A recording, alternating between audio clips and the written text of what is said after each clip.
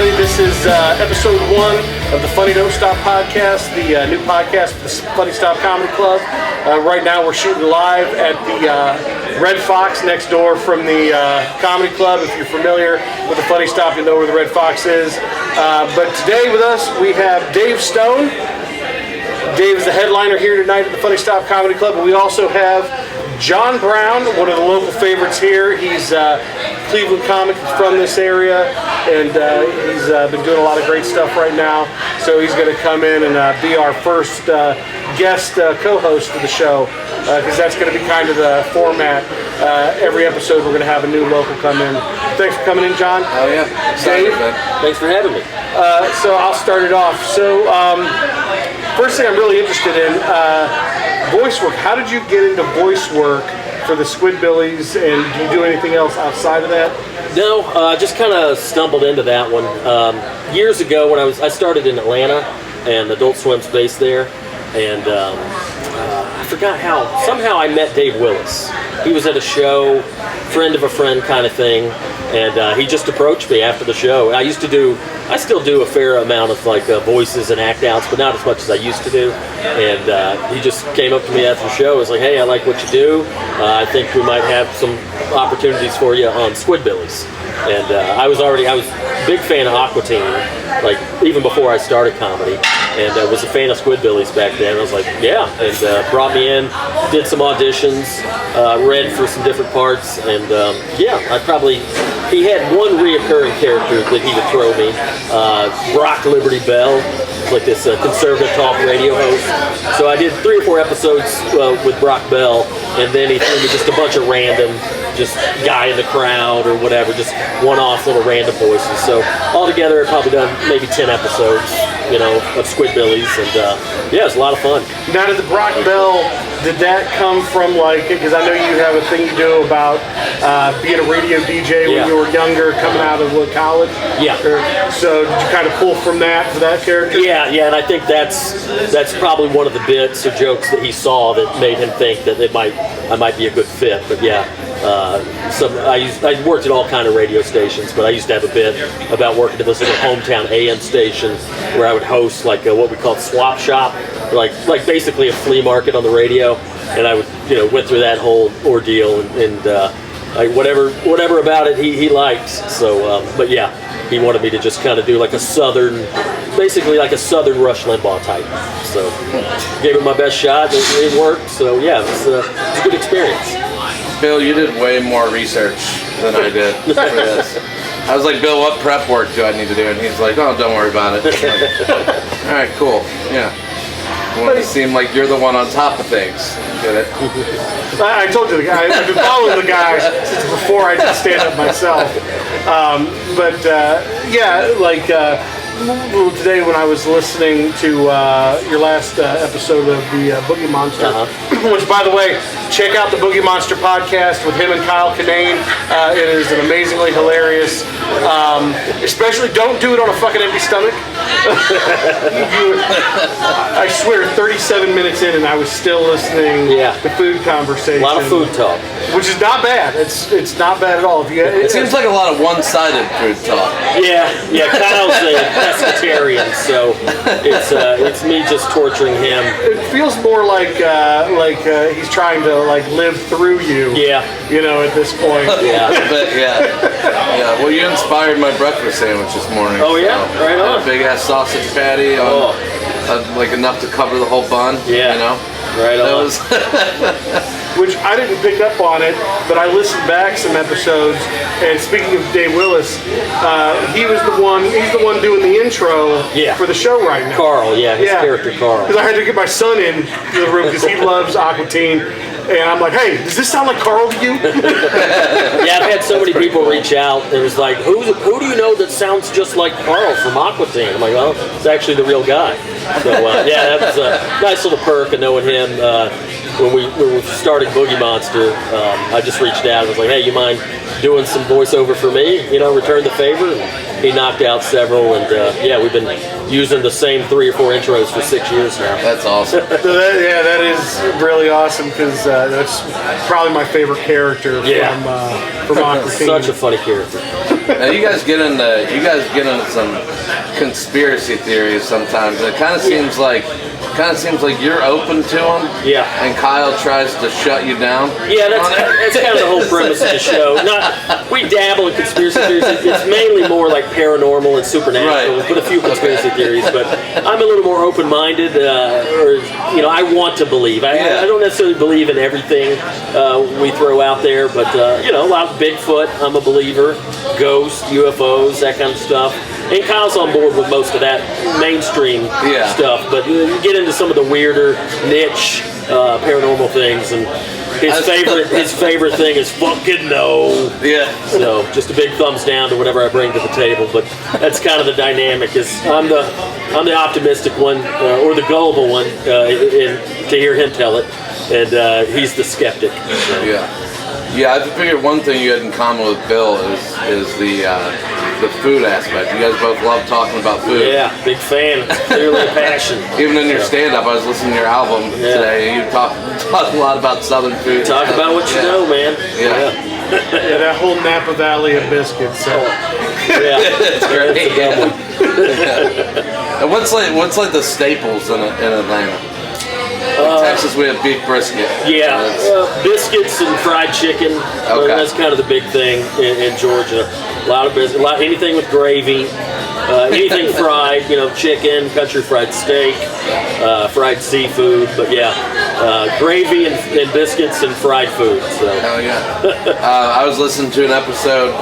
What was it? I think a couple weeks ago, when you were talking about some of the road gigs you do, and you mentioned places that still play jock jams, and I was like, well, he's gonna love Funny Stop. Yeah, they do jock jams here. Yep. Oh boy. Well, the owner just got a new setup today with a new computer and everything back there on the soundboard. Yeah, so now he can play it digitally. Yeah. I don't know if he's actually got the, because it was always a CD with the intro loaded in and the jock jams, and then the owner will come in and he'll announce everybody, and you can't understand a goddamn word of it. Even better. Yeah, that's my favorite part. Can't understand where he said. He's got the strong Lebanese accent. Yeah. Which, by the way, everybody working behind the camera is our guy Levester. He does an amazing job on production and everything like that. I'm happy to have him here helping out with us. I'm going to have him get some sound bites of Pete so we can play it before the podcast. I think that'll work pretty good. Yeah. Now, with the whole cryptozoology and stuff like that, you said you like Bigfoot. If you could discover any one, I guess I would say, mythical creature, or anything in that spectrum, whether it be chupacabra or the Jersey Devil or something like that, which one would it be? Well, Bigfoot's my OG cryptid. He's the one that got me. In 3rd grade, I read, you remember Choose Your Own Adventure books? Oh, yeah. Yeah. In 3rd grade, I got a hold of a Choose Your Own Adventure about Bigfoot. And that was my first exposure to Bigfoot. I hadn't seen the Patterson-Gimlin film or anything. And just something about the concept of an unidentified bipedal primate. I was just like, wow, that's so rad. And probably I would love to see Bigfoot, and I would love to see an alien. Like I'd love to talk to an alien. Now, if you discovered Bigfoot, would you want to share it with everybody, or would you keep it to yourself? I don't know. I wouldn't be able to shut up about it. Yeah. Yeah, I would definitely shout it from the mountaintops. Because my whole thing would be afraid that once I discovered it and actually put it out in the open, that some jackass would come along and try to shoot Bigfoot or something like that. But well, that's a big topic of discussion in the Bigfoot community. Is some people want to go out and hunt Bigfoot just for the purpose of hardcore evidence. There's some people are just, I'm not going to believe until we have a body, and I have no interest in killing a Bigfoot, but I get the concept of that's the best evidence we could possibly have. But I don't want to discover Bigfoot just to prove anybody wrong, just for my own personal, I knew I was right you know. Yeah, because nowadays without a body, nobody would probably believe you. Yeah, probably You got all got. the deep fakes and everything. Yeah. Well, now you can do anything with the That's computer true. now. Yeah. Did you see the story? This is for John over here, because you're local like me, and it pissed me off because I totally didn't realize it was April 1st when the story came out. But Ohio's a big place for Bigfoot. Yeah. And there was a story that somebody had filmed Bigfoot on the grounds outside of Blossom Music Center in the woods there, over by Blossom Music Center, and they showed pictures. And I'm like, holy shit, those are pretty decent pictures. And then I realized the date, and I was like, motherfucker. I mean, dude, come on. You really think, like, if he was at Blossom Music Center, nobody would have seen him by now? We're talking this time of year. There's nothing going on in Blossom this time of year. And it was they said it was somebody from the orchestra, the Akron Symphony Orchestra that plays there all the time. Yeah. It was, had filmed around the grounds. But I was like, woo, for a second. And then I saw the date and I was like, Seeing him just shuffle around flip-flops at a Dave Matthews Band concert. you know who it was? It was Squatch. Have you ever heard of Squatch? Yeah. Have you ever heard of Squatch? Is that, let me guess, a saxophone? Sasquatch? He is a performer who Okay. dresses up as Bigfoot. Okay. Wears like the old school Oakley sunglasses, like wraparounds. Yeah. A bandana, and he plays saxophone with the full costume on, the gloves. And he was just on Kimmel recently. I mean, the guy's actually starting to make it pretty big, and his music is really good. Yeah. Yeah, I'm not a big fan of any of the parody Squatch stuff. I don't like the Jack Link's jerky campaign. Is it Jack Link's that had the Squatch? I don't know. I think people need to show a little more respect to Squatch. So just Wow, I was not expecting that. I thought maybe you'd be like, wow, a saxophone playing Bigfoot. And because of Boogie Monster every day, and I appreciate that people even care about our podcast or my career, but every day I get sent any weird Bigfoot meme. I'm sure I've gotten a bunch of Sasquatch meme, but hey, did you see? Yes, I saw that. Like, now send me a real, or what might be a real video or something like that. That's fine. But all these joke, parody, novelty Squatch things are just. I think people are not showing Squatch the respect he deserves. So when Yeti coolers got real big, were you like, fuck this company? Yeah, I don't know, riding that bandwagon.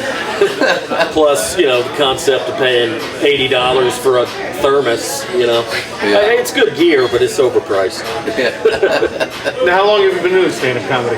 15 years. Yeah. How long in were you when you moved to LA? I was in Atlanta. I started in Atlanta, was there for 5 years, then I moved to LA, and I've been there, just had my 10-year anniversary last month.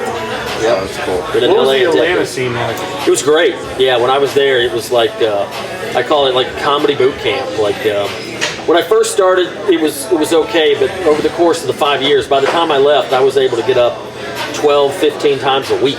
Yeah, I was doing 2 or 3 shows a night, almost every night of the week, and so many good comics have come out of there. Clayton English, who won Last Comic Standing a few years ago.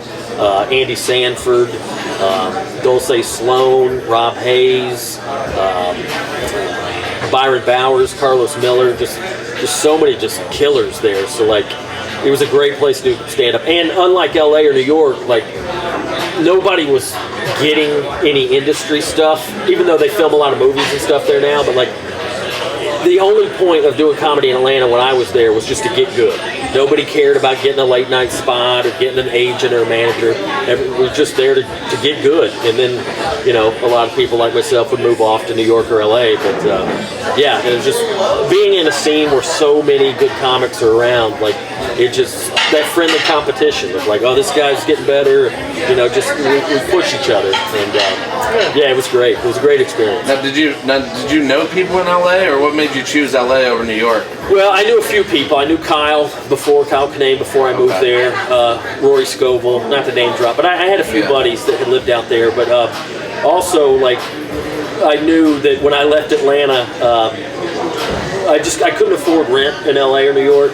So I moved into a van. I bought a van and customized it, and I knew that like my quality of life would be better in LA than New York. Trying to live in a van in New York, even though I did do that for a month. When I first left Atlanta, I spent about a month in New York just doing some random stuff with some collaborations with some comics.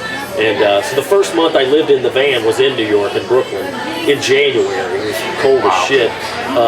But yeah, after that I moved, settled in LA, just knowing that the weather's better, it's a little more spacious, you know, so that quality of life had more to do with my decision than my career, you know. Right, so it wasn't like an acting thing? Or, no.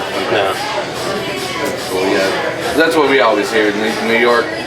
New York's for people that just want to do stand-up. LA is more for comedy adjacent. Yeah, and there's a lot of opportunities out there. I haven't really tried to take advantage of them. I've kind of had a New York approach to LA to when I moved out there, it was all stand-up. And then later podcast, obviously. But yeah, very little acting. You know, I mean, I've done a few things here and there, but that's never been a priority for me. It's stand-up all the way. That's cool. Now you were on Last Comic Standing? Yeah. And you've also been part of Just for Laughs? Yeah, I was Just for Laughs. I was a new face back in 2013. So that was exciting. Have you been back since then, or no? Just that once. So how was the experience for that? It was fun. Yeah, you do a handful of shows, and everybody gets in their head about it, like it's going to be your big break, and I got a few little things out of it. I got a late night spot on the late show with Craig Ferguson that came shortly after Montreal, and a few other things, but it's mainly just to kind of showcase and just get your name out there amongst some of the industry folks. Now, did you have to audition for that, or did somebody see your act? And yeah, the way it usually works is you get invited to showcase.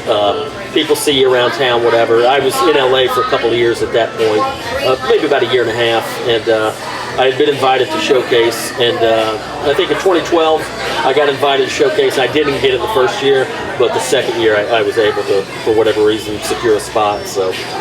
And how was it doing a late show? Oh, it was fun. Yeah, it was my first TV gig.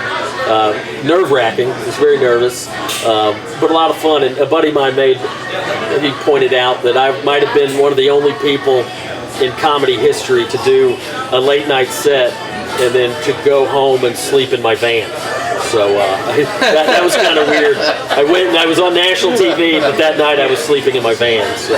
You slide the door closed and turn off the yeah. And he was thinking of like the hypothetical of like, because I used to park in like residential neighborhoods, and how like, technically I could have been sleeping in my van in front of a house that was watching me on TV. So that would have been weird. That would be funny. But yeah, the Last Comic Standing, I was also living in the van. And a funny little story about that, they filmed it in LA, and like all the New York comics or Chicago or whoever, when they would come to do Last Comic Standing, they'd put you up at a hotel, but they didn't give hotels to LA comics. And my manager at the time was trying to explain to them, like, yes, he's an LA-based comic, but he doesn't have a place. He lives in the van. Can he stay in a hotel that night? And they wouldn't hook it up. I'd be like, his van's parked in New York right now. So twice I went and did national TV and then slept in a van afterwards. So. Oh man. Oh well. That was crazy. Yeah, you got married not too long ago. Yeah, about 4 months ago. Oh, yeah. Congrats. Yeah, Congratulations. Thank you. Newlywed. Thank you. Yeah, it's going good. Yeah, that's the one thing about like. It might be a misconception a little bit that people like everybody builds up in the industry. Everybody builds up the new faces showcase as like you're in that, you made it. Like it's like. I mean, you could. But, I mean, we had a hell of a class. I was in there with Pete Davidson, Ian Carmel, Shane Torres, Andrew Scholes, Chris DiStefano. A lot of people in my class at Montreal have gone on to have great careers. So, yeah, I remember just like waiting on a shuttle and meeting Pete Davidson, just like, hey, how's it going? I didn't really know who he was. And like a year later, he's a celebrity on SNL. So it's been fun to watch, your peers go on to bigger and better things. So that was like did they have their like YouTube channel going and stuff then, or I don't know. Yeah. Okay.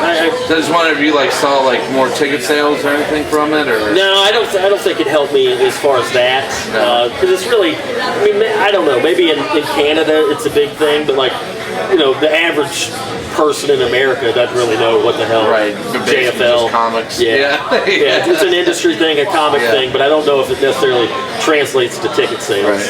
Okay.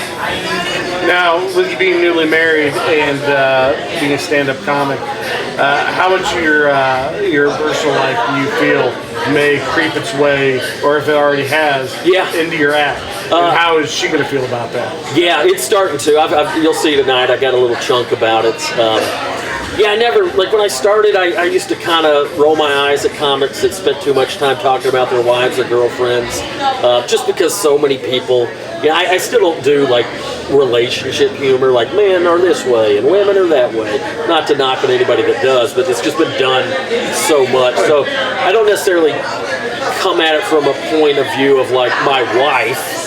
It's more like the specific person. Like I don't know if that makes sense, but just.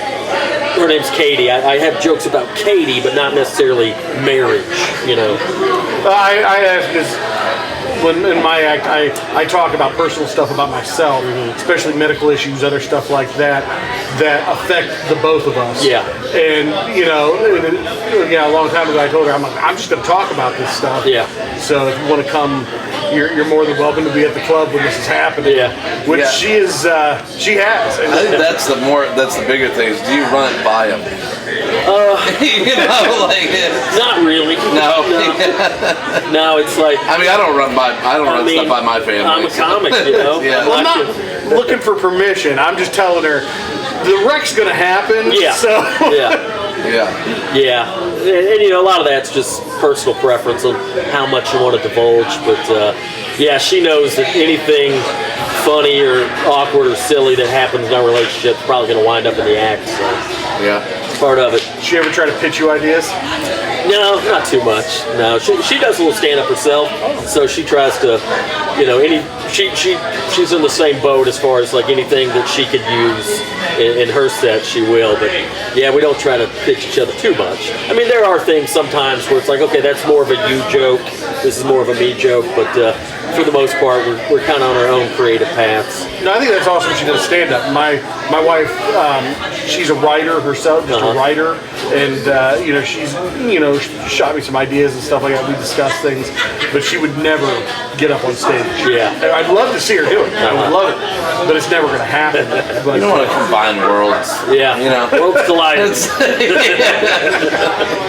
You got to have some separate things for yourself. Hey, if she turns out to be way better than me and brings the money, I don't. Yeah. It's true. That's what we're all looking for, right? Yep. Well, I think we're going to wrap things up here in a second. Like I said, I really appreciate you coming and sitting down with us for this first podcast for the Comedy Club, the first of hopefully many. But we're going to be doing this like once a month. I'm going to be airing it at the beginning of every subsequent month, so this will be airing at the beginning of May. Okay. Thank you all for sitting here with us and enjoying Dave Stone. And like I said, beginning of May here, which you'll see when I say this, so I don't even know. You'll edit that out. Shit. Here's where I just say dumb stuff. All right. But thank you all for watching. See you next month.